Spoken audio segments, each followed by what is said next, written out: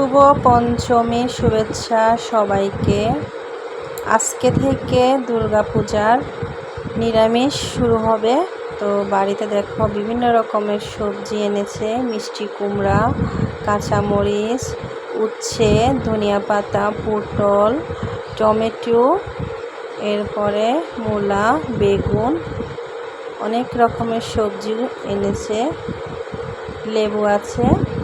অনেক দিন ধরে নিরামিষ খেতে হবে, সেজন্য নিরামিষ বাজার অনেক কিছু করেছে। এখানে এখন সব কিছু ঢেলে নিয়েছি। দেখো এখানে আছে কারকল, বেশ ভালো লাগে টাটকা টাটকা সবজিগুলো দেখতে, ভীষণ ভালো খেতে। মূলাগুলো ঢেলে নিয়েছি। সমস্ত বাজার এখন আমি গুছিয়ে নিব।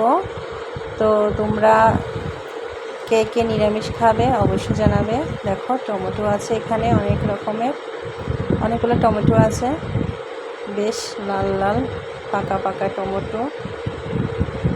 সব কিছু আলাদা আলাদা সাজির মধ্যে রাখবো, না হলে নষ্ট হয়ে যাবে। এখন তো আর ফ্রিজে রাখা যাবে না, কারণ ফ্রিজে রাখলে খাওয়া যাবে না, নিরামিষ বলে কথা। আমাদের তো আর নিরামিষ ফ্রিজ নেই যে আমরা সবজিগুলো ফ্রিজে রেখে খাবো।